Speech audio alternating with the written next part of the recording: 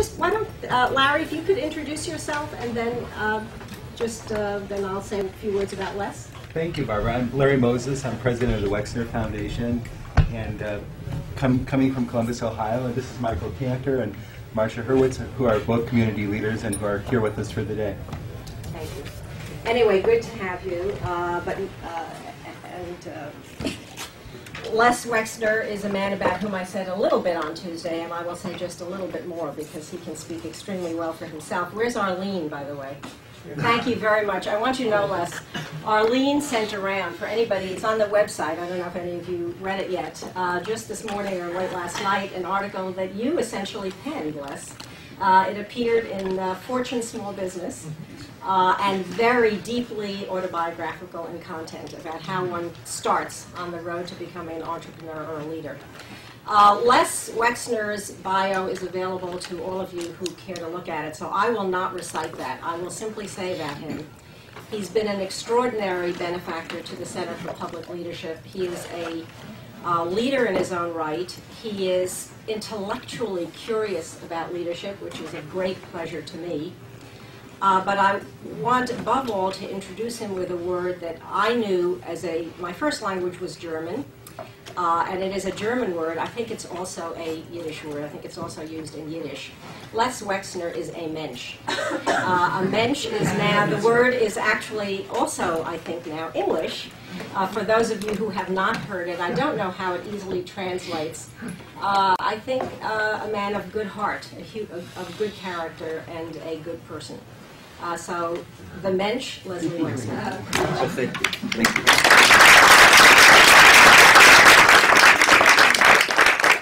you.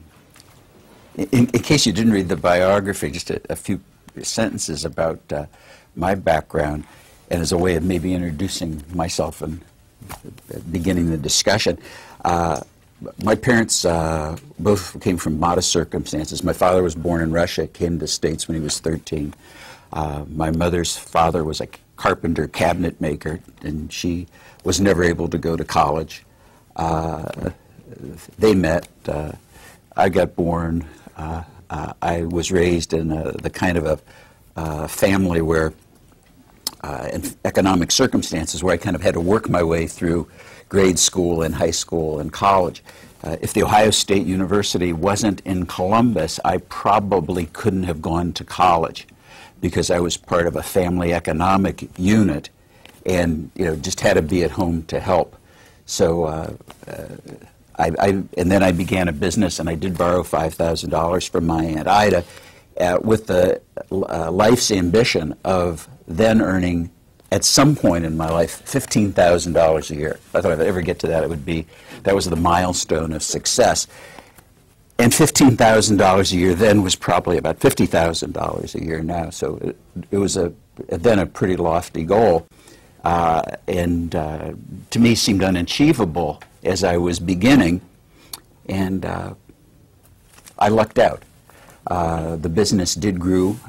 I did open a store, and then a second store, and then a third, and then a fourth, and now we have about 4,000 stores. And started hiring one sales lady to work with me in my little neighborhood shop, and now we must have an employment of about 130,000 people and offices all over the world. First went to Europe in 1964 just to see what it was, and it was kind of a buying trip, but not much of a buying trip when you have one store. And in the mid-'70s went to the People's Republic of China before the United States government had consular relations with China. So just kind of wandered in, and there was a representative who worked in the Peace Hotel in Guangzhou, and after the trip on the way back to Hong Kong, I remember going to visit him, and he said, "What's your problem?" And I said, "Nothing, I just thought somebody ought to know I was here." And he said, "What are you doing here?" I think he maybe thought I was in the CIA, and I said, "Just trying to buy sweaters, and thought this might be a good place to look." So a variety of different experiences, and coming back to my collegiate experience, did go to Ohio State, and then about 15 years ago found myself on the board and chairman of the board of that university. So continuity of interests and things that brought me here.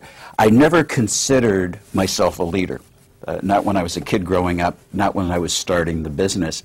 And as the business grew to 10, 20, 30, 40, 50 stores, and that maybe 10 to 50 store range when I was in my early, mid-30s, I began to think that I had leadership responsibilities, but not that I was a leader. So I started reading books about leaders because I thought I had this job that I've never considered. How do leaders behave? What are the lessons? And a lot of the initial books were how to do it books, how to have a meeting, how to have an agenda, don't swear when you're leading the meetings, pretty simple things. And I think I did develop some curiosity. The notion of leadership literacy, which is something I didn't put that title on what I did, but I guess it really did begin about 30 years ago, where I began to be very curious about leaders. And so from the how to do books, it became more biography or autobiographies, like what have people experienced. And I began reading with great curiosity to see whether there were lessons in other times and in other people that could be applied to me and things that I might learn from. So again, I didn't prompt Barbara, but I think leaders are curious. They're curious about other leaders, whether it's meeting them, observing them. Leaders want to get to the top, and they don't want to have to go through every world experience personally themselves, get all the knots on their heads. So one of the things I observe in business and in political leadership, community leadership, is that good leaders are curious. They have references in history, and they do learn from those lessons. When I met Barbara, I told her about my interest, and she gave me a list of books to read, and I began seriously to get through that list. I think I've completed I've completed about 2/3 of that list, and then somewhere along the way I veered off that list, and I began reading David McCullough's books, and I think I've read all of his books, from the Johnstown flood to John Adams, and find his styles interesting. And then coincidentally, he was invited into our community for the groundbreaking of a library, so I had the opportunity to meet David McCullough. And McCullough said, well, if you're really interested in history and you enjoyed my books, you should read. And he gave me a list of books. And the first book he gave me to read was a book, he said, you have to read Douglas Southall Freeman's book about George Washington. And so I said yes. And I said, after that, he said, well, after you finish that, I'll give you another. And Barbara's given me a list, so I've got a library of things to read.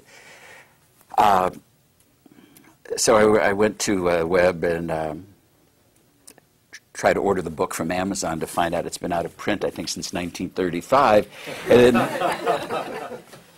I called McCullough, and he says, well, this is the most important book about George Washington. George Washington is this important leader, and if you're going to have any sense of leadership, I really think you ought to try to find the book. I'll find it for you. And I said, no, I'm sure I can find this book.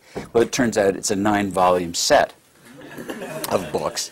And the first book is about Washington's ancestors, their genealogy. So that wasn't exactly a great background for it. I saw David McCullough 2 or 3 weeks ago. Now he came to the opening of the library, and I told McCullough that I'd bought the volumes and I was reading them. And he said, I can't believe it. Why didn't you just get the pony? You're not really going through that stack of books. So I said, yes, as a matter of fact, I only have 2 to go, or maybe it's 1, I can't remember. And then in the course of reading about Washington, I began to be also curious about the other founders of America, and started reading the book about Benjamin Franklin. So I have this big confusion of things that I'm reading in parallel. But in that discussion with McCullough, I told him I'd also read about Robert E. Lee, and coincidentally, the book, the definitive book about the history of Robert E. Lee, the great American Civil War general, was also written by Douglas Southall Freeman, who wrote a series of books also called Lee's Lieutenants, which I've read. So You've retired from the business. Yeah. Well, this is my this is what I do between 10 and 11 at night and on my summer vacations. So I'm kind of plodding through this. But I'd like to tell you a little bit about Lee, and as you know, a story, and a little bit about Washington, and then maybe a little bit about my own thinking about leadership, and I'll try to get through it quickly so you have maximum time for questions or free time in case you all want to leave the room.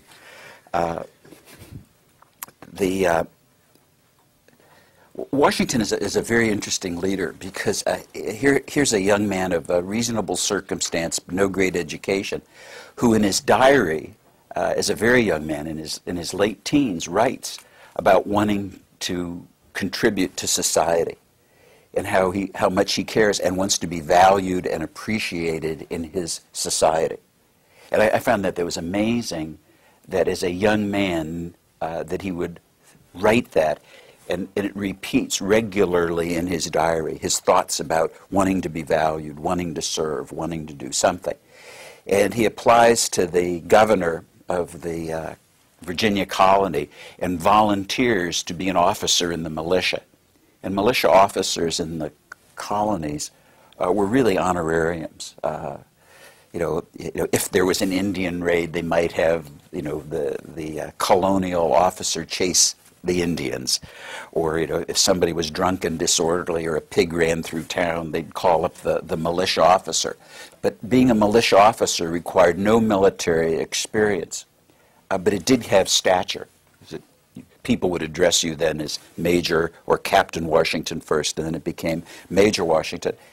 And Washington really campaigned for this job. I mean, he really wanted to have the title, he wanted to have the recognition, he wanted to be valued, and he wanted to be valued more than just as a plantation manager and owner, but he wanted to be valued by his fellow citizens of Virginia in a significant way. And I found this really amazing at the age of 20 for someone to think in those broad terms in that circumstance. Interestingly to me, and you may have read the book or the pony, Washington's military experience was virtually nil. He was appointed to be a captain in the militia. Indians did attack settlers. The governor asked General or Captain Washington if he would go out and settle the score with the Indians. He went out. The Indians really settled the score with him. They took his weapons, they took his horse, they took his saddles, they took his clothes, they took his boots, and basically told him to walk home in his underpants, just to embarrass him. Luckily, he wasn't killed. But that was his first military experience. He stayed in the militia and was criticized in the House of Burgess for being such an embarrassment, walking back to Williamsburg in his underpants and not defending the honor of the colony or doing his job. Doesn't learn much. The British military, which had the real military control and authority and had real skill sets, just dismissed him as having an honorary title. Years passed. The French Indian Wars with England and with the colonies in America began. He wants to participate because this is a real organized military action. He fights to kind of go along as kind of an observer, fights to get parity with English officers. He's going to sit at the table when they dine. He can be in on the planning.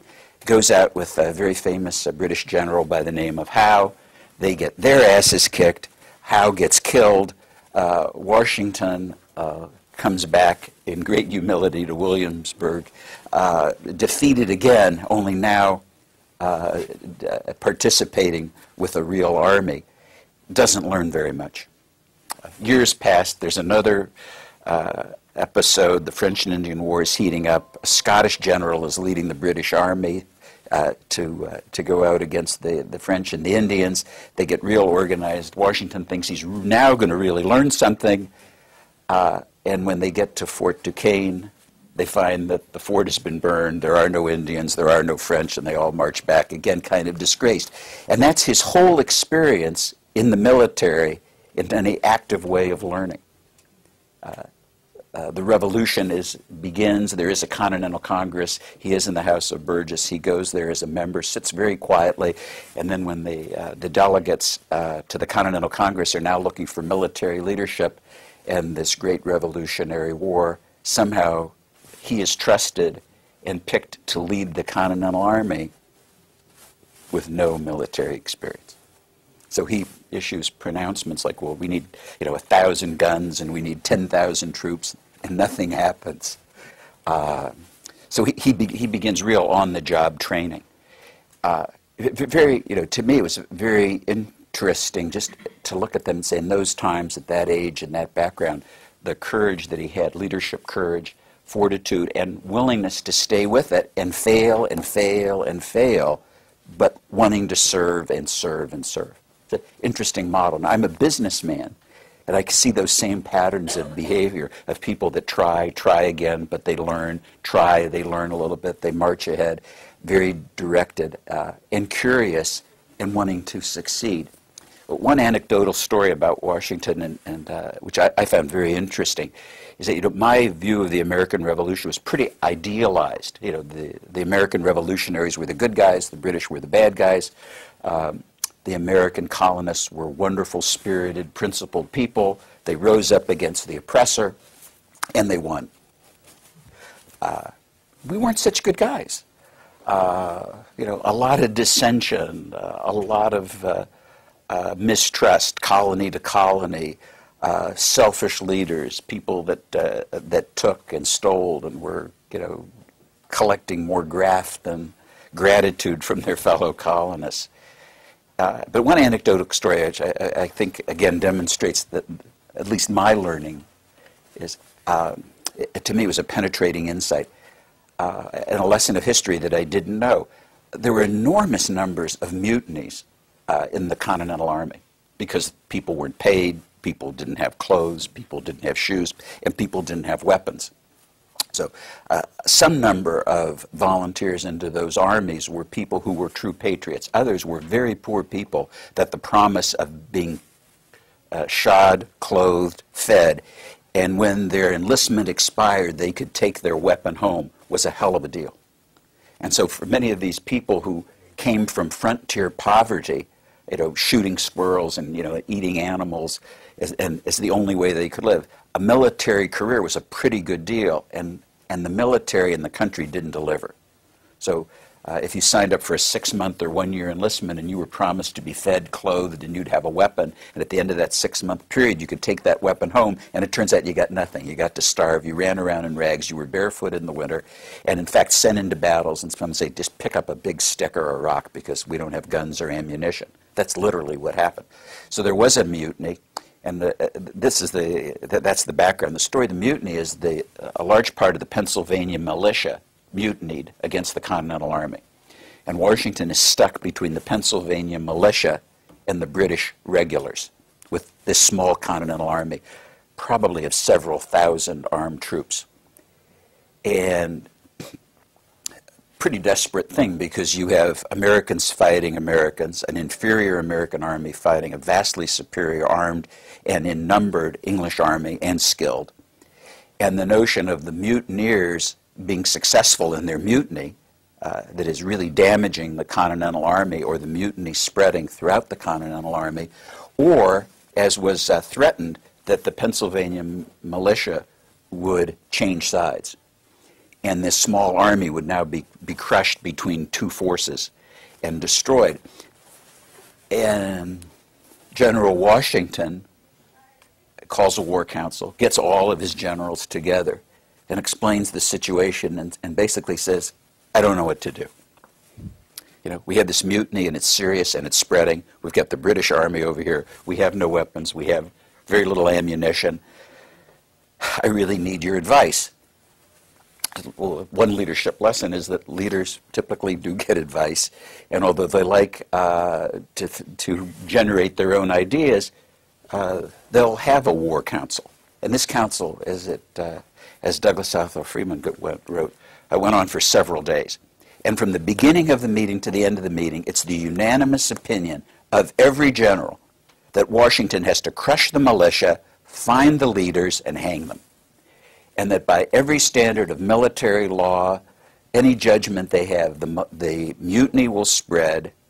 Washington has to act immediately, and the fact that the discussion was had and even goes on for a day or two, he is now criticized by his most senior leadership for even having the discussion. And the notion of hanging mutineers is absolute. There's even a discussion that should they be shot, and it's like shooting would be too good. They have to be hung, embarrassed, in public places, and their bodies left there to rot. That's the unanimous opinion before and the end. And what does Washington do? Right? Because obviously, if he doesn't, if he's weak, his generals won't follow him, and they're not following completely anyway. The troops will see him as weak, so it's very obvious that he has to act. And you should know that Washington was one tough son of a bitch. That a lot of people got hung, a lot of people were shot, a lot of people were whipped. From his earliest writings, his observation about leaders are that leaders must have discipline, and leaders must be strict for the good of themselves, for the good of their followers, for the good of the troops, and the good of society. So this is a guy who's demonstrated immense strength. Probably ask, what does he do? He decides not to decide. And he decides that mutiny is really a political issue, not a military issue, and the Continental Congress should decide what should be done with the mutineers. Pretty smart decision, pretty risky decision. But he turns it over to the politicians. The politicians send a delegation to Pennsylvania, and things are settled. Punishments are minor, and Washington perceived as a great leader. The war proceeds. The Revolutionary War is won. And I read that, I said, that's pretty amazing. Because one of the fundamental things that I learned is that leaders decide, and they decide quickly. And that leaders do look for consensus. But one of the lessons that I was never riveted in my mind is that leaders know when not to decide. That they can exit a decision, and that is an intelligent thing to do. And so a demonstration of, if you would, my learning and literacy. I'll tell you a little bit about Robert E. Lee. Lee is an engineer. Lee has virtually no combat experience, one skirmish in Mexico, but he's seen as a good guy, a dedicated military leader. When the Civil War begins, he's recruited by the Army in the North and of the South. Most officers were. If I remember, the typical graduating class of the military academies in that period leading up to the Civil War was about 15 or 20 people a year. So that there were only, I think in the aggregate, about 200 alums of West Point in the United States when the American Civil War began. So it wasn't a big body of people, a long list to keep.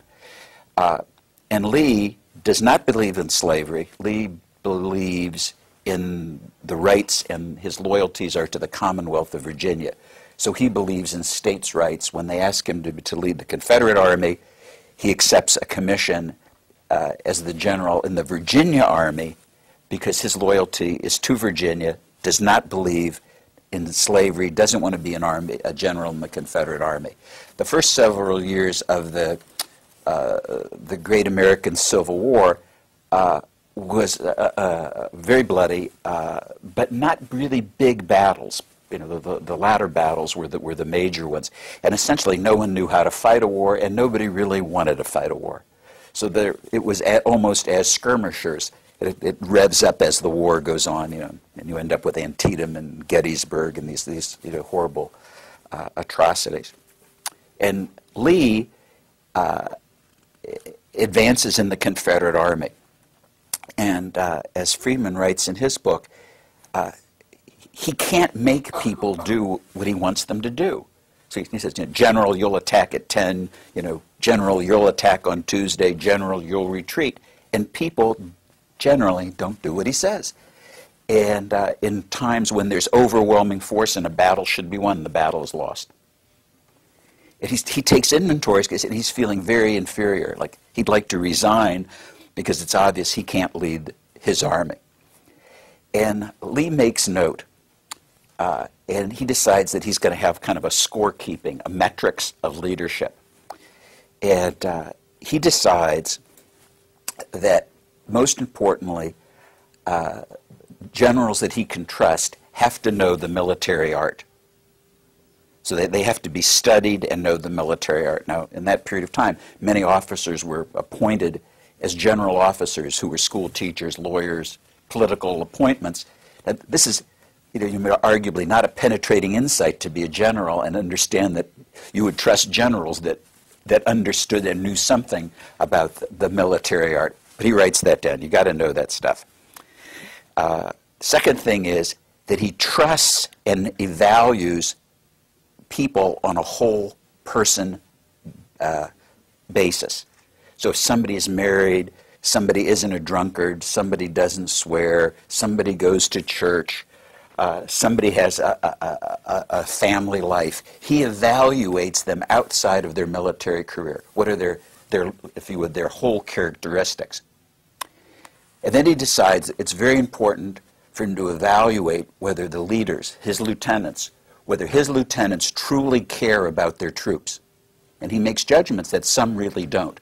Some care for the glory. They really don't care about the welfare of their troops. And, as a separate point, do the troops believe that the general really cares? You can think about that a little bit. That the troops could believe the general cares, but the general not really, or the general deeply care about the welfare of the troops, but he's not perceived by the followers as giving a damn. And Lee sets up a scoring system. And so you get the, kind of a cavalry freelancer, was it Jeb Stuart? So, go north and raise hell. Because he knows he can't depend on him because of his personal life and just his characteristics to really follow meticulous instructions. Now, this is Lee's scoring system. Others that are more reliable, have more normal lives, he sees them in his scoring system. He puts them in positions of greater precise responsibilities because he can trust them. And whether you agree with his system or not, to me it was a penetrating insight that the leader, rather than saying, someone can do or can't do, would actually think about metrics and actually have some kind of scoring system and then make, if you would, judgments about job assignments. Now, I find myself, again, as a business person saying, boy, so-and-so is really capable, I really think they know their stuff, they can pick the right color sweaters, and then have found myself saying, yeah, but they never show up, they don't come to work when they're supposed to, they forget to write the orders. They have personal habits and, if you would, technical or talent skills, and I haven't really thought and evaluated them in a thorough way. So in reading about Lee and his life and that period in history, to me was a great learning lesson. And in fact, one of my colleagues, Len Schlesinger, who spent most of his career teaching at the Harvard Business School, he introduces me and he says, I'm going to talk about taxes or accounting or the upcoming holiday season, and it's important to our business. And Len will say, Les will and I like to talk about Benjamin Franklin, and that's a big joke inside the business. And sometimes I'll talk about Benjamin Franklin, sometimes I talk about Christmas. What's come out of this in these different backgrounds is that I actually was influenced by both and have come up with my own leadership model. And it's been evolving over a period of the last 3 to 5 years. And I find it's very helpful for me now to write things down and think about them and talk about them to myself and sometimes out loud. And where I am now in my thinking is I think that the best leaders are what I'm calling complete leaders. And a complete leader has 3 aspects. One, a complete leader is a whole person. A complete leader is an educator. And a complete leader is a catalyst and sponsor of change. that whole person, just to hit the high spots, I think that notion of whole persons, I think whole persons do strive for excellence in what they do, and they set very high standards. I think that they have an internal compass, that they want to know right from wrong and are very conscious and deliberate about doing right things. They don't take shortcuts. I think whole persons think about society and the greater good. Whether in an enterprise they will team up and work for the greater good of the business or the greater good of the community. And that notion of working and doing in community, I think, and we talk about it in business, is that I insist that the leaders of the business have community responsibilities, and those community responsibilities have to be participative. You can't just be on the committee, you have to work on the committee. And I don't care whether it's your church or your synagogue or a hospital, but you have to be engaged for the greater good of the community, because I trust people that think about things other than themselves, their welfare, the welfare of their family.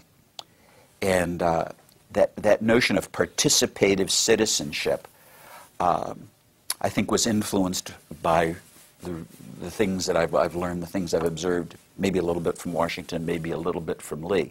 But if I can look at somebody and say they are a whole person, they do know right from wrong. They try to do things excellently.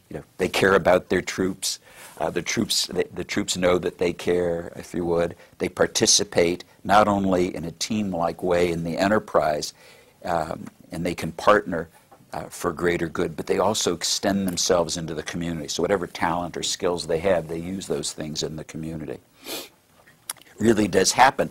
And imagine an astonishing thing, having a meeting much larger than this, which we had this week, with 250 of the most senior officers in the business, and saying, like, this is for real. Like, if you better decide what you're going to do, and you can't just write a check. You have to give time and money. Hopefully, whatever resource you can in time and money would be appreciated. But I really appreciate your time. Your community needs you, not my community. So if you don't give a damn about the Children's Hospital, that's okay. But you have to give a damn about something in the community and be willing to work at it. And amazingly enough, when we started talking about this in the business, the concern was that it would drive people away. And the fact is, it's made recruiting and retention much easier because people trust complete leaders, and they trust good values, and they don't mind getting that support, my experience. Secondly, the notion of teacher, I've kind of amended that. I think good leaders really see themselves, teaching is probably too casual. I think they see themselves as educators. And one of the ways that the troops know that you really care is if you care enough to really teach and help them to advance in their careers, to fulfill the potential that they have. And this thought of, is it teaching or is it an educator? I like the word educator because it puts a greater burden, I think, on the teacher. It means that you have to have some precision. I am not a trained educator. But I have been curious enough to understand, like, educators see themselves, they know when they're teaching, and the students know when they're in the student role.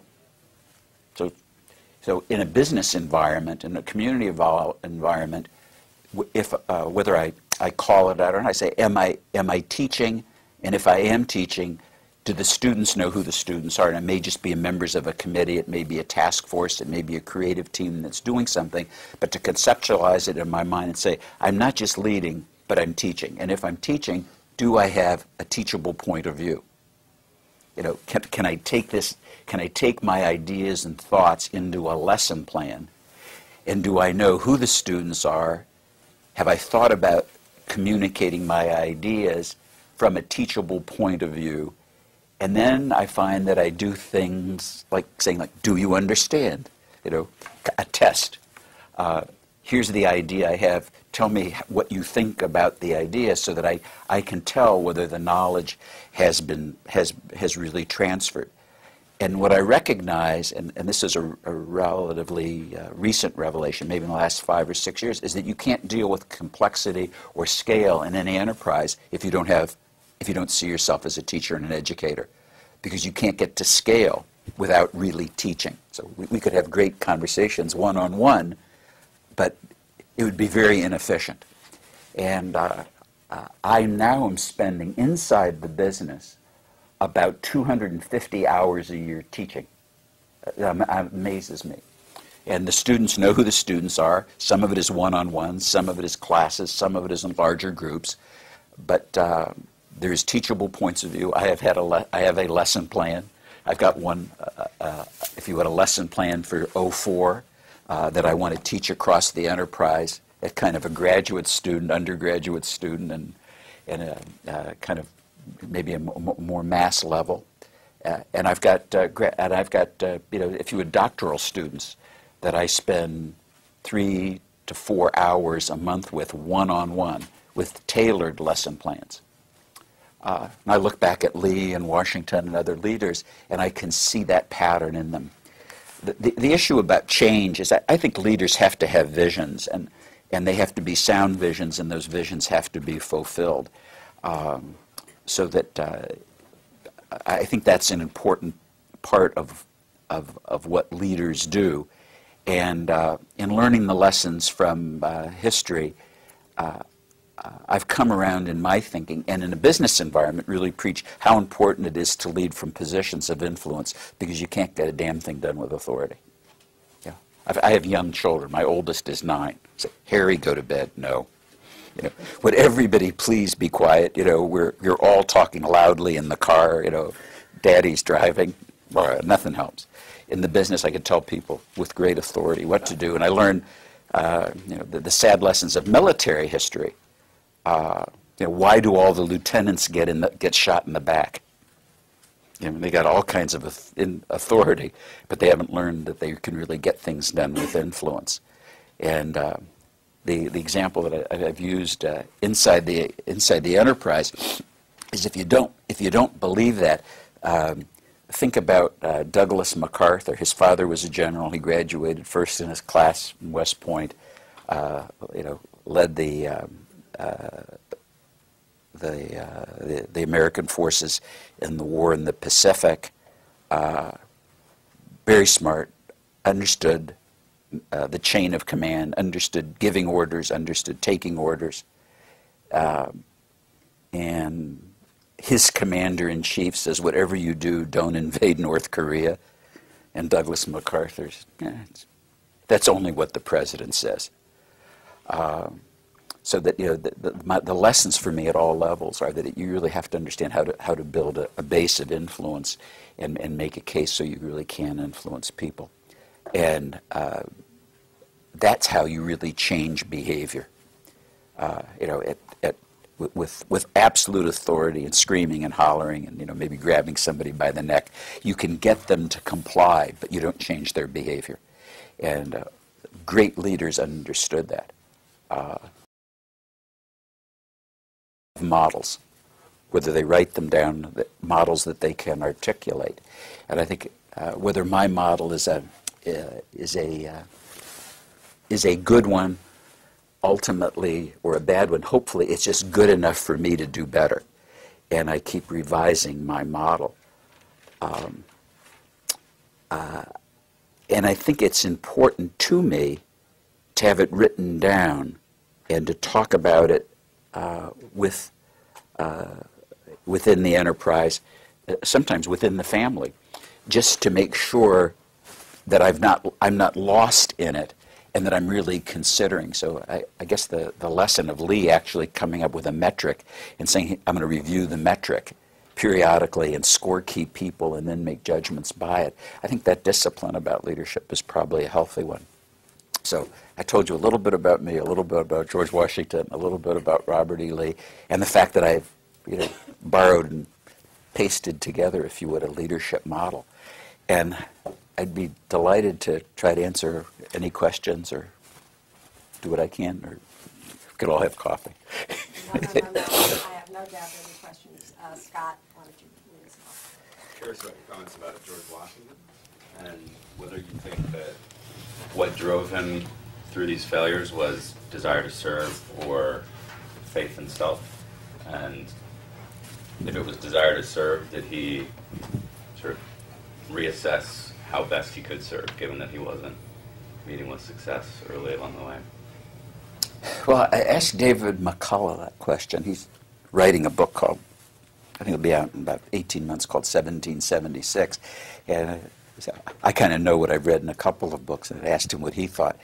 And he thinks that Washington was a very bright young man, and that there were a handful of founding fathers that really did have something within their being that was dedicated to serve, that wanted to perfect themselves, and had the fortitude to learn from adversity. And I think that leaders tend to do that. I can't think of any model of leader that just had compelling successes along the way. But leaders have, I think, the ability to hindsight and the strength of character to improve. I think Washington was, and David McCullough, I guess his opinion is the same, that Washington had this idea to serve and to improve, and some of it was selfish. I mean, he liked the recognition. He just didn't want to be a wealthy plantation owner manager, but he liked the recognition. He liked wearing a uniform, you know. He wanted to be Captain Washington, and then he wanted to be Major Washington, and then he wanted to be Colonel Washington. So that I think that, you know, some of that ego stroking clearly was in his personality. Again, McCullough said it's interesting that when Washington married Martha Custis, is that she was not only a wealthy widow, she was the wealthiest. Which, and he said, you know, like when you're the general, you know, you're a young man and you're a captain, you're a major, you're a colonel, you're a general. You know, you marry a very wealthy woman. You're in the House of Burgess. You do go to the Continental Congress. You are the commander of the Continental Army. There's probably a fair amount of ego and, if you would, planning. Probably not just all luck and natural forces of gravity. My name is Michael Louise. I'd like to ask you, I'm interested in your leadership development training that you give. And in particular, I would like to know, I'm assuming that you choose who gets the training, especially when you talked about doctoral students. How does that play out with the ones who don't get chosen? Do you find any problems, interactions with them who don't get chosen, or is everything okay? My perception is that it's okay because I think there's, you know, in some people kind of, I think, know where they are in the pecking order, and so that they would see somebody as having earned the right into, if you would, the graduate program. And I think there's some people that say, you know, have said, you know, like, I'd really like to get more of your personal time and attention. What do I have to do? And it's like, well, I think you got to know your stuff. You got to do your job. So it's kind of like with my kids. It's like, you know, if you eat your dinner, you can have dessert. So if you want to do these things, there's some criteria for selection, and there's also criteria for staying in the group, because we've actually escalated it where there's actually homework. It's like, I'd like for you to read these chapters from Warren Bennis's book. I'd like you to read these chapters in John Adams, and much as you're doing here. Then we have a discussion. I say, some people said they read it, and I said, but it's not apparent that they picked up anything. You know, they can tell me that they read pages, you know, 220 to 240, but nothing sticks. So I find some people aren't serious. They kind of like the recognition, but they're not serious about the education. So I just instead of meeting every month, they start meeting every 3 months and every 6 months, and yeah. But I think there's some uncomfortableness about it. Yeah, but you have to perform. My background has been in political activity in Washington in the House of Representatives, and I was wondering if, I served under 6 presidents, I just wonder if any president, without putting on the spot Mr. Wexner, fits your model of the whole person, the educator, the catalyst for change, better than maybe some of the other ones. I know you've known most of the presidents and worked with them.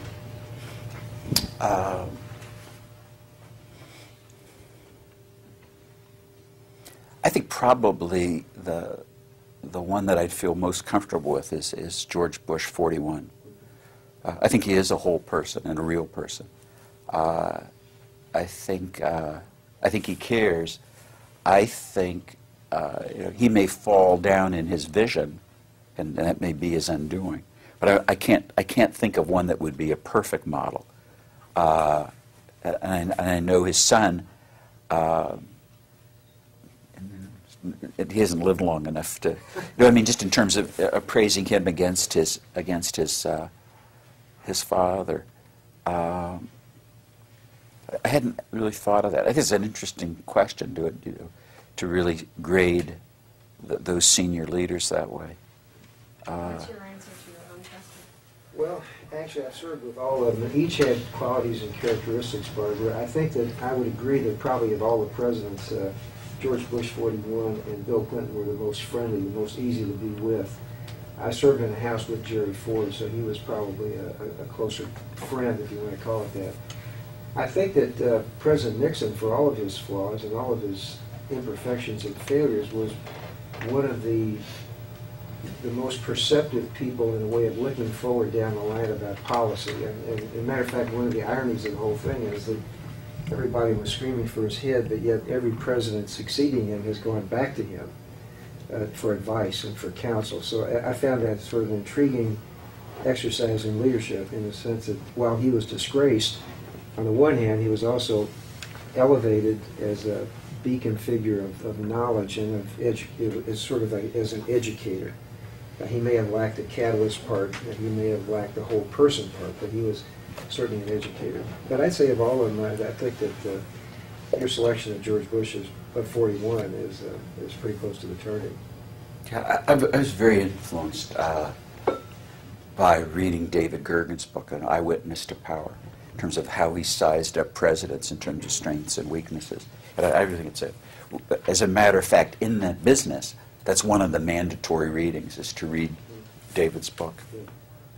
Just to see perspectives, to get leaders to think about styles of leadership and practical things, like if you make the right decision but you'd make it at the wrong time, and how bright you can be and be perceived because of I'll tell you Jerry Ford's story. This is what David told me, is that David wrote speeches for Jerry Ford, and he always thought Jerry Ford, I don't know if he ever told you this, he thought Jerry Ford wasn't very bright. Bright enough, but not very bright. And he always gave the speeches as they were written, and he might change a word or two, but he had speech writers that worked for him. Jerry Ford leaves the White House and sends David Gergen a speech and says, I'm going to give the speech. It's very important. What do you think of the speech? David says he reads the speech, thinks it's perfect. Calls up President Ford and says, this speech is amazing. Who wrote it for you? And Jerry Ford says, I wrote it myself. And Gergen said, David Gergen then tells the story, said, he didn't know, because he wasn't really prepped for the presidency. He assumed that all speeches that presidents gave were written by other people. So he never put anything of himself into the speeches. And he says the best speech that Ford ever gave was the one he wrote himself. But he didn't know what the job was. So he just was thrust into this. People are supposed to write your speech, you give the speeches, and didn't know that he could editorialize them. And It kind of fits in with the picture and pattern. Yeah. This sort of spins off of that question a Why little don't you bit. say one line about who you are? Oh, I'm sorry, Kathy McKernan, students class. I'm wondering, of all the people that you've met in your life or that you've worked with, is there somebody who really stands out to you, is the most impressive, or the person who had the greatest leadership quality? And is it a public figure or a private figure?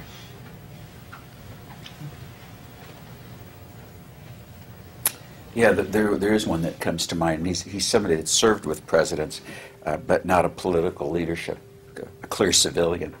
A man from Detroit named Max Fisher. He's 95. And Max is a very quiet leader, very consistent, but he would fit my model. He is a teacher. I think he has had good vision of future, continues to have, and very much as a whole and complete person. When I was 40, Max was, I figure this out, 65. Max 30 years older. When I was 40, Max was 70. And I'd met him maybe 3 or 4 years earlier. And Max said to me, "I think you should retire." And I said, "Why?" And he says, "Obviously you've made a success and you have a lot of money. I think you should devote your full-time energy to public service." And he stayed on that. And I thought about this for several years, spoke with John Glenn. I'm kind of a wishy-washy Republican because I am a Republican. I'm very supportive of the Republican Party, and I also have 2 times headed John Glenn's election committee in the state of Ohio. So I'm a thinking Democrat or a thinking Republican hybrid, which is interesting because those of you who are more interested in politics than I say, the Republicans and the Democrats then won't trust you. And I find it's very much different. They do. So I was talking to John Glenn, and I told him what Max had said, and he said, "That's a great idea. Why don't you run for the Senate?" So I said, "John, I'm a Republican." He said, "Just don't run against me." He says, this is 20-odd years ago, 25, 30 years ago. He said, he said, "The government needs people in public service that can think and have experience." And he says, "I think you'd be a great addition in the Senate." And he said, "I'll help you." And so I got all wound up about it, and wound up about my friend Max, and thought about it. I said, I'm just not cut out of that cloth.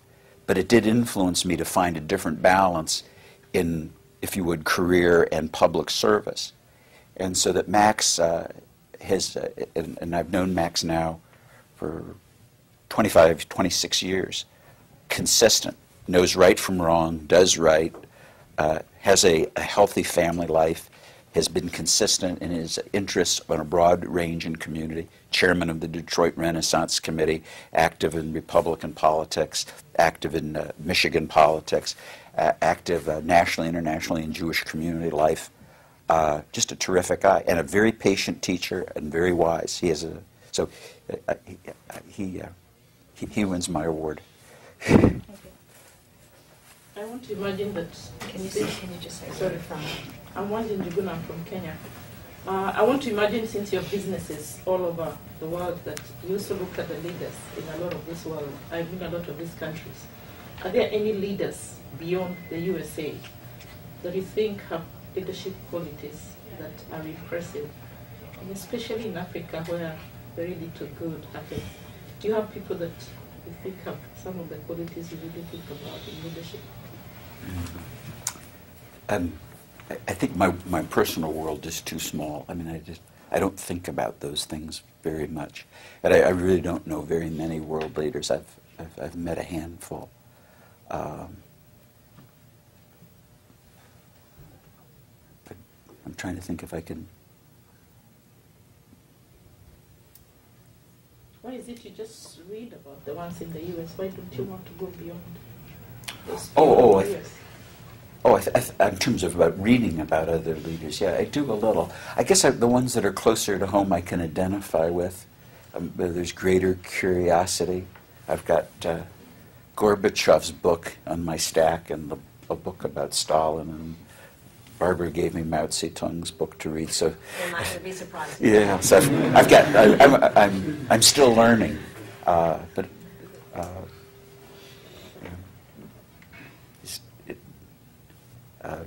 I don't want to paint a picture of having broad literacy, but some curiosity, and we're trying to demonstrate, I think, to you that some open-mindedness about wanting to learn and refine the skills. Can I just interject? There are many hands, but I loved this exchange of the last moment. I loved it because Wandra, you asked a very good and understandable question, and you, Les, said, I don't really know. The capacity to say, I don't know, is really rare and really important. And maybe I should know, and maybe I will know, and interesting point. But the capacity to not sail in with some answer that you're not feeling comfortable with is a big deal. So.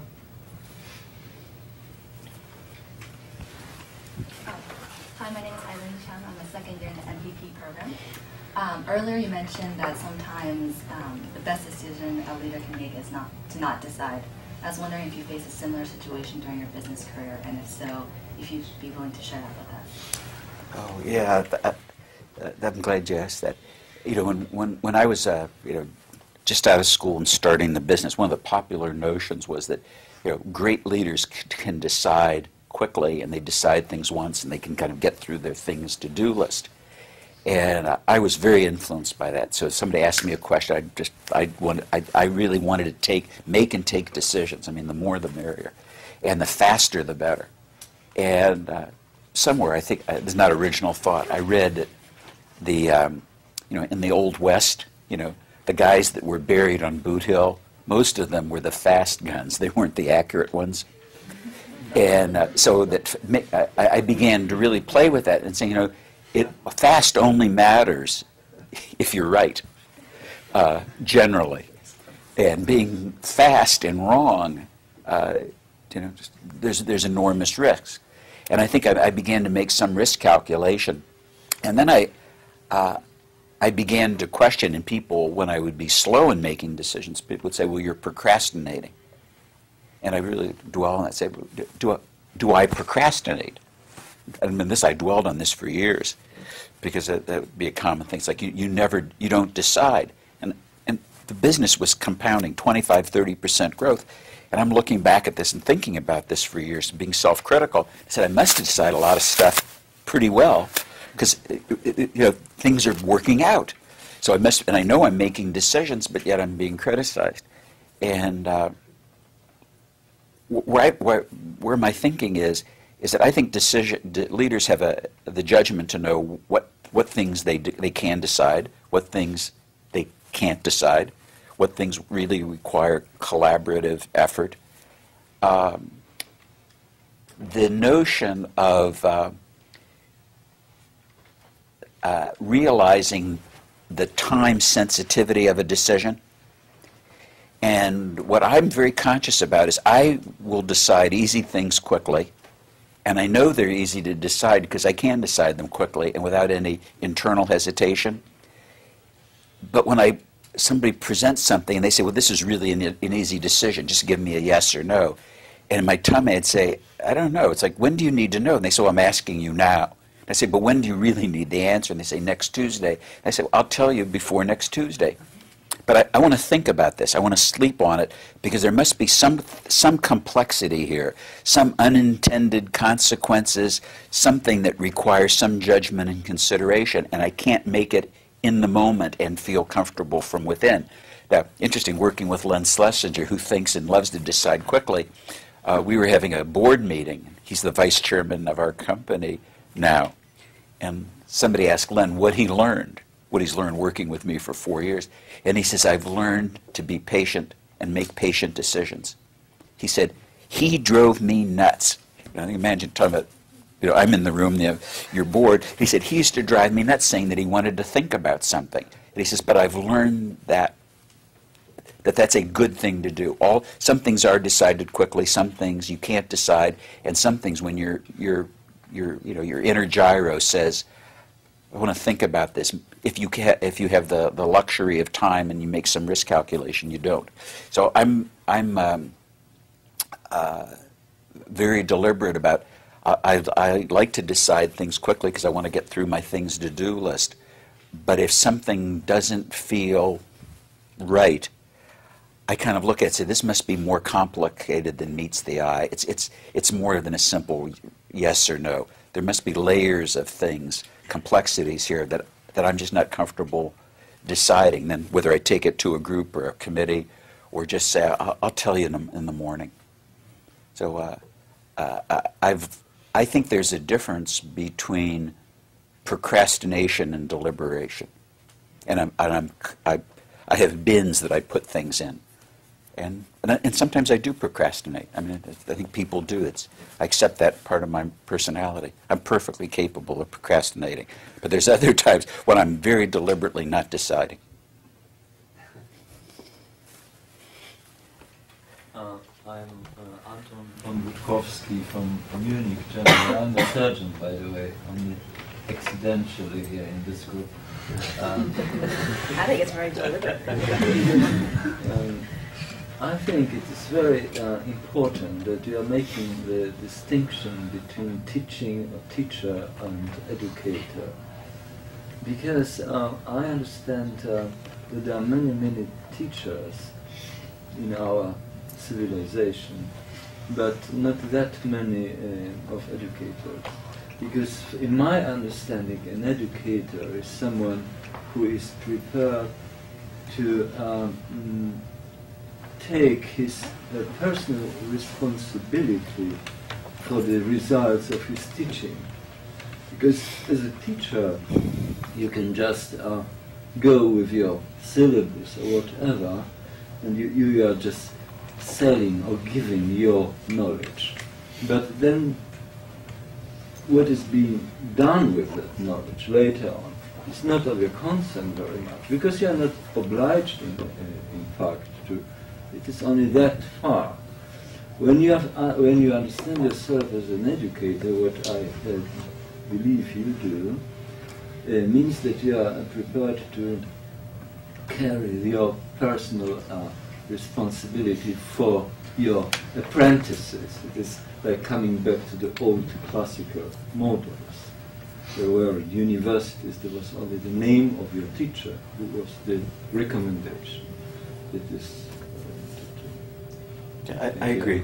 I think that I hadn't put it in those terms, but I think there's a seriousness of teacher where it's as if you're transmitting knowledge. An educator, you're in partnership and you have responsibility with the student, and you're much more deliberate. It's much deeper. I think that's how it feels. Role as a leader and an entrepreneur, what has been one of your greatest successes and or failures, and what have you learned from them? Oh, I don't know. There's a lot of them. On the failure side, I think what I, in a real way, in reflecting back, that I think there's a thing like a judgment about winning and losing. And there's been moments when I've really thought I won, and then in hindsight, with the perspective of time, I was really losing. And the reverse is true. Times when I lost, and I look back and say, boy, that was really a great learning, and it was really a great experience. I thought it was a catastrophic loss, but it was really a learning. And I think there's a way I talk to myself about it. I call it like judgment vertigo. If you've ever experienced vertigo, you're upside down, but you're positive you're right side up. And I think hindsighting, I think more specifically than the successes or the failures, is to look at things, and I think you gain this perspective in time. It's hard to really appreciate vertigo when you're in the moment. It's afterwards you say, boy, I was positive I was right side up, but I was upside down. And I think that one of the patterns of leaders, and it comes from the learnings that I've experienced, is that they really learn from their lessons, theirs and others. And I think there's a judgment that you get that when you think you're winning, to pause a second and say, is this really winning, or does it just feel good? And is this loss really terrible, or is there something to be had from it? And I think that was very difficult to read without experiencing. or to learn without seeing that pattern. And again, I think the successful leaders that emerge over time have enormous failures, and then somehow they learn. You know, people that are imprisoned for 10 or 15 years, you know, terrible circumstance. Then they come out with, you know, more with greater conviction, learnings, enriched lives. I mean, I could tell you some, but they'd really be boring. Andrew Thackeray, I'm a student here in University of Michigan graduate, but I hope you'll still take my question. How did you choose the Kennedy School as a school you have brought so much support to, compared to Harvard Business School or another business school or another public policy school? How did you make that come to that decision? Well, we were had the idea that I wanted to do something to help the state of Israel. And as an emerging country, there's a lot of goods there, whether in education or health, science, you know, communities. And I thought about it for about 5 years. I said, you know, in a young country that has a set of priorities that really aren't about government, they're really about military and about defense, how do you develop a bureaucracy or a government that's really capable? And my observation, knowing the government there for some years, was that it was a lot of on-the-job training, and everybody was kind of staring at the soup, you know, too closely. And I thought creating a school of government would benefit Israel. And the first thought was to create an independent school of government there. Thought about that a while, and I said, I think people would benefit from leaving the country and benefit from a broader world experience. It might be too close and could be politicized, and began shopping the great school of governments in the world. The École Education de Nation in France, and Oxford and Cambridge and Princeton, and the Kennedy School was the most interested, I thought, genuinely, and had most to offer in terms of an international experience and being just open-minded. So where others were, some were not interested very much, others were kind of interested. Kennedy School was like, just, boy, this is great. You know, we really think this would be a great thing for us, and we could help and we could work on this. And so that's how the relationship began. And my personal interests in leadership and how you round and develop mid-career emerging leaders and their possible potential to influence the quality of life in a country is what brought me to the Kennedy School, and then brought me to this leadership center, because I think that you know, I just think it's so important, and I guess the bottom line is that Harvard really earned its way. They've never disappointed. You should know that.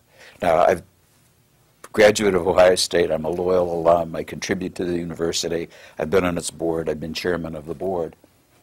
Not nearly as supportive and consistently interested in anything that I've seen as their interest as Harvard and Kennedy School has been. And that's been through a succession of deans and faculty members. So it's just, you know, this kind of a public thank you. Just a superb institution from my point of view.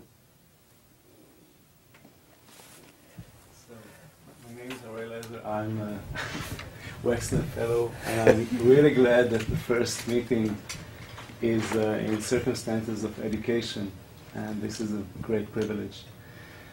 And that's I thank Andrew, because it's almost inevitable that an Israeli person would talk after Andrew's question. And of course, I agree about the situation in Israel. I would just like to ask, you portrayed kind of a very soft leadership, which is a leadership of education, asking for advice, having this leadership on a personal basis, which is, and I would like to ask if, going back to Machiavelli, about that sometimes leaders have to teach to know when to do the wrong thing. I mean, what is considered to be not the good thing. Is there any room, or when you educate your the people that you were talking about, is there any room or situation when you could really use this side of leadership, which is not the soft one? How do you relate to Well, it kind of relates to the question about, if you're going to teach and you're going to have an elite core, is this demoralizing to others? And yeah. And the price of admission, the way I think about it, is you have to do your work. And the notion of the leader being tough, I think you can be very tough-minded without being ruthless. But there is, at least the way I think about it, there's some reciprocity. So if I'm going to ask for certain things and here are the benefits, you have to do the work and you have to have some standards of success. And so that, I never talk about the people that I fire. And I do it very quietly and I do it with dignity. If somebody has done something bad, something corrupt, taken advantage of their leadership position, I will execute them publicly. Because I want people to know that I really mean what I say. You can't take advantage. You can't be dishonest. Integrity, whatever the issues are, so that there is a tough side. But the Machiavellian part, I've read The Prince, and kind of with interest, it doesn't exactly fit in my model. I mean, there are times when I think I've made decisions that I'm not proud of in hindsight, but I don't think I've made a decision consciously in the moment where I said, if this were on the front page of the newspaper, would I be embarrassed? And I think that, in a tough business world or a tough world, I think you can make decisions that are tough, but that have moral integrity. Now, that moral integrity and compass, your moral integrity, your ethical moral compass, has a lot of judgments. I mean, when is it? When does somebody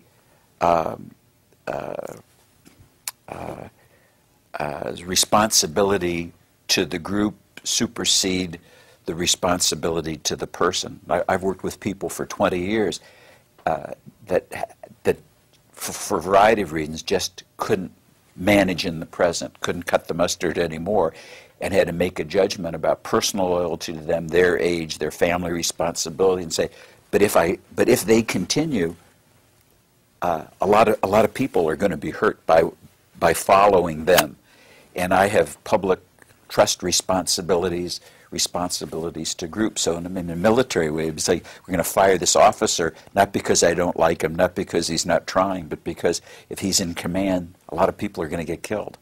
And you have to make those judgments. Now, the person that gets relieved of responsibility doesn't always see it that way, and those are very tough ethical decisions to make. But I don't see them in the Machiavellian kind of way. It's just not in my temperament. I might be better if I could. I say yes when I mean no, and so that's one of the reasons I don't have a lot of patience in a political process. In thinking about John Glenn's, the notion of the kind of political skills that you need to smile when you're really angry. I said, it's not my nature. So I kind of admire it, and I understand people that have real political skills. I don't have that gene. My name is David Gergen. I'm a Wexner Fellow. I'm a high school principal in They're Israel. not plants. They're really in this class. I'm a high school principal in Israel, and you were speaking about George Washington and the youth, and I was wondering, what do you think is the earliest stage that leadership should be taught?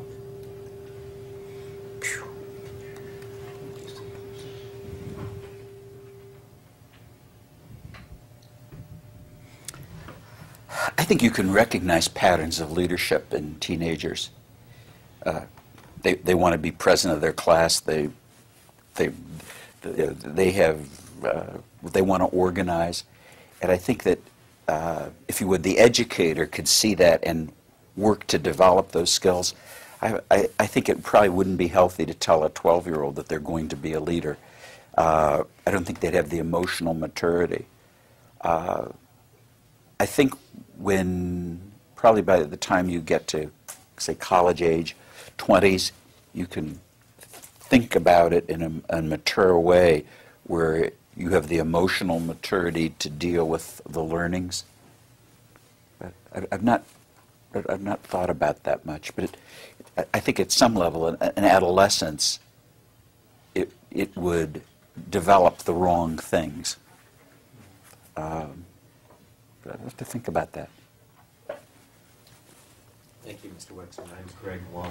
I want to start by thanking, as a student here, and I think speaking for students in this class and throughout this campus, that your generosity has opened a lot of doors for us. The great minds of Warren Bennis and David Gergen, Professor Kellerman, Dean Williams. It's a cornerstone to the education that we get here at Harvard, and thank you for that. I'm an American diplomat, and I've served the last 10 years in Asia.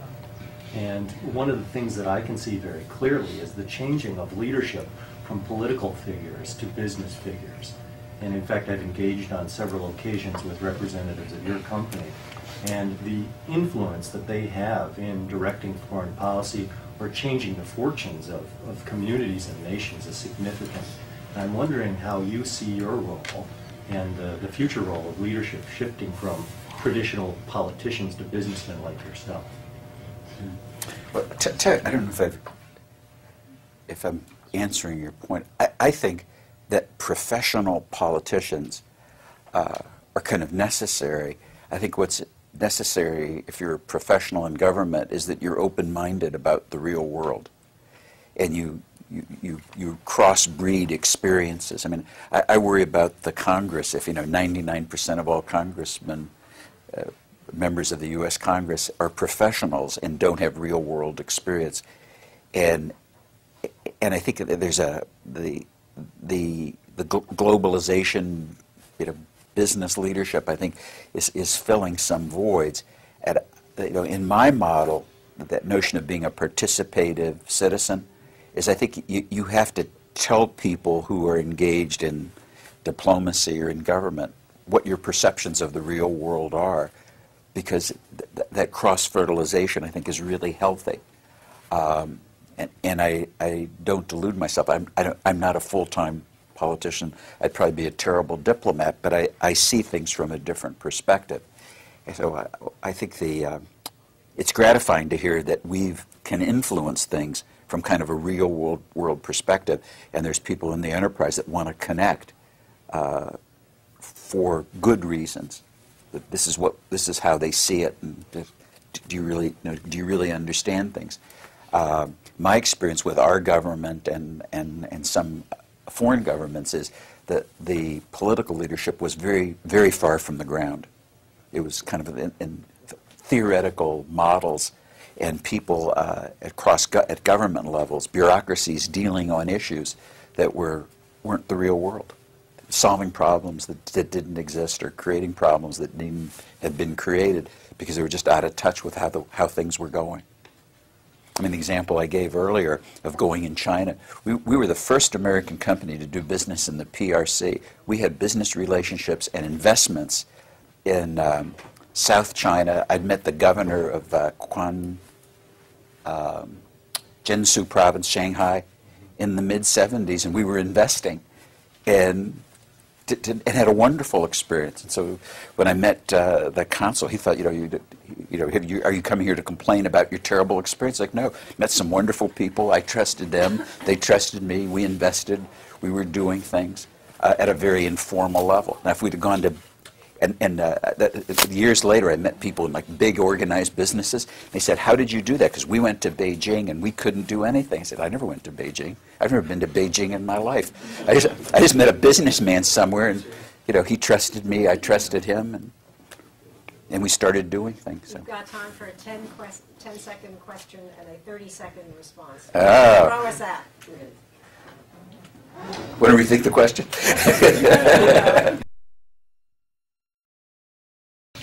what do you see as the role of failure in that? Did failure in some sense save him from the former so that he could emphasize the latter?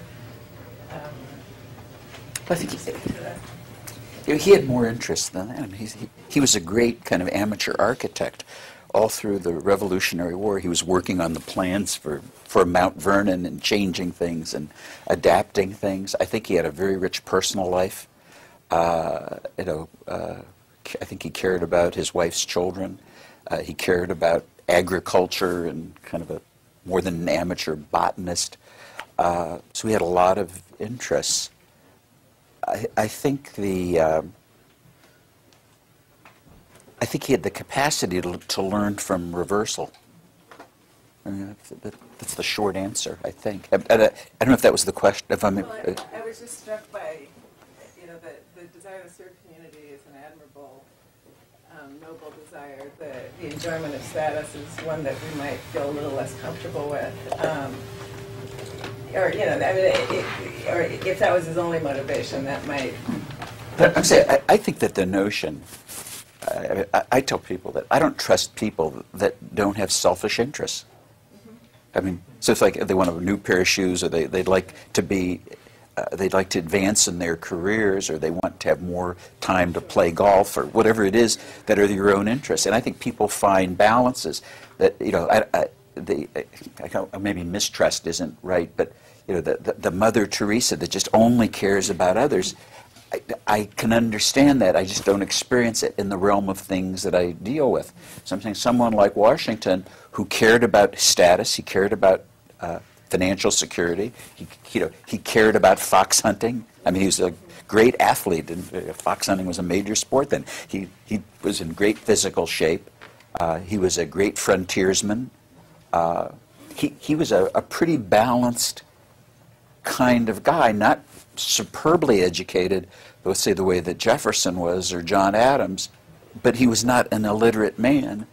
And as I look at him, pretty normal. I mean, he wanted to do better. He wanted to have a nice house. He liked recognition. He did care about public service, and he balanced that out in a pretty contemporary way. And so I feel comfortable with him in terms of I can understand someone like that. I just was interested in how failure tempered him. Sorry. Okay, I think, Les, you didn't say this, but you used the language, the complete leader. Is that going to be the name of the book? Is that going to be the title of the book? Gotta write a book. You used the phrase the complete leader. So in the last hour and a half, we heard it was extraordinarily wide-ranging. I mean, including your kids in the car, not just Washington and Lee. Les Wexner as complete leader. So thank you very, very much.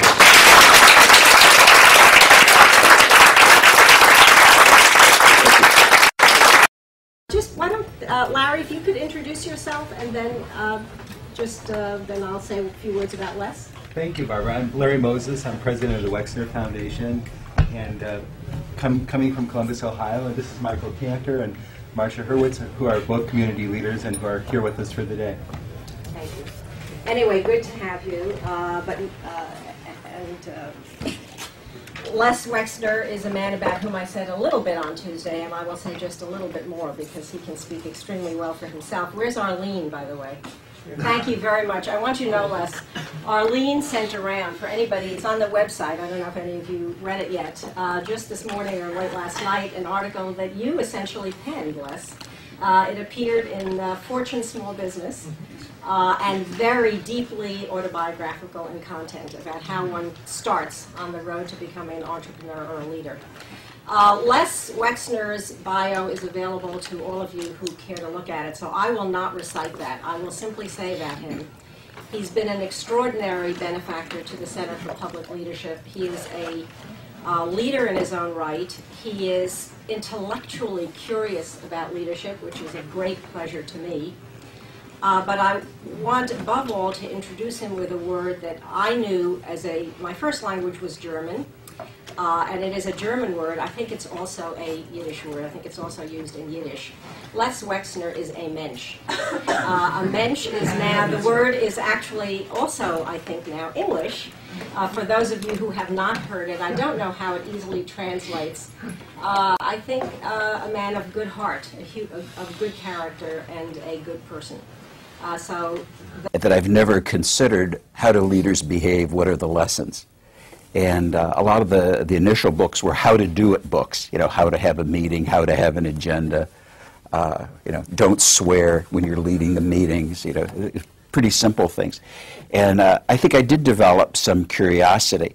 The notion of leadership literacy, which is something I didn't put that title on what I did, but I guess it really did begin about 30 years ago, where I began to be very curious about leaders. And so from the how to do books, it became more biography or autobiographies, like what have people experienced. And I began reading with great curiosity to see whether there were lessons in other times and in other people that could be applied to me and things that I might learn from. So again, I didn't prompt Barbara, but I think leaders are curious. They're curious about other leaders, whether it's meeting them, observing them.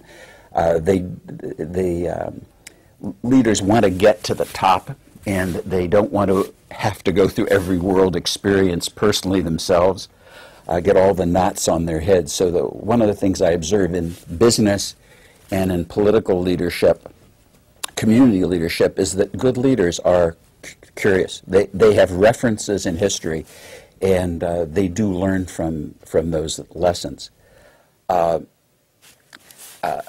When I met Barbara, I told her about my interest, and she gave me a list of books to read, and I began seriously to get through that list. I think I've completed it, and started hiring one sales lady to work with me in my little neighborhood shop, and now we must have an employment of about 130,000 people and offices all over the world. First went to Europe in 1964 just to see what it was, and it was kind of a buying trip, but not much of a buying trip when you have one store. And in the mid-'70s went to the People's Republic of China before the United States government had consular relations with China. So just kind of wandered in, and there was a representative who worked in the Peace Hotel in Guangzhou, and after the trip on the way back to Hong Kong, I remember going to visit him, and he said, "What's your problem?" And I said, "Nothing, I just thought somebody ought to know I was here." And he said, "What are you doing here?" I think he maybe thought I was in the CIA, and I said, "Just trying to buy sweaters, and thought this might be a good place to look." So the variety of different experiences, and coming back to my collegiate experience, did go to Ohio State, and then about 15 years ago found myself on the board and chairman of the board of that university. So continuity of interests and things have brought me here. I never considered myself a leader, not when I was a kid growing up, not when I was starting the business. And as the business grew to 10, 20, 30, 40, 50 stores, and that maybe 10 to 50 store range when I was in my early, mid-30s, I began to think that I had leadership responsibilities, but not that I was a leader. So I started reading books about leaders because I thought I had this job. I've completed about 2/3 of that list, and then somewhere along the way I veered off that list, and I began reading David McCullough's books, and I think I've read all of his books, from the Johnstown flood to John Adams, and find his styles interesting. And then coincidentally, he was invited into our community for the groundbreaking of a library, so I had the opportunity to meet David McCullough. And McCullough said, "Well, if you're really interested in history and you enjoyed my books, you should read," and he gave me a list of books. And the first book he gave me to read was a book, he said, "You have to read Douglas Southall Freeman's book about George Washington." And so I said yes, and I said, "After that," he said, "Well, after you finish that, I'll give you another." And Barbara's given me a list, so I've got a library of things to read. So I went to web and tried to order the book from Amazon to find out it's been out of print, I think, since 1935. And then I called McCullough, and he says, well, this is the most important book about George Washington. George Washington is this important leader, and if you're going to have any sense of leadership, I really think you ought to try to find the book. I'll find it for you. And I said, no, I'm sure I can find this book. Well, it turns out it's a 9-volume set of books. And the first book is about Washington's ancestors, their genealogy. So that wasn't exactly a great background for it. I saw David McCullough 2 or 3 weeks ago. Now he came to the opening of the library, and I told McCullough that I'd bought the volumes and I was reading them. The Mensch, Leslie Wexner. Thank you. Thank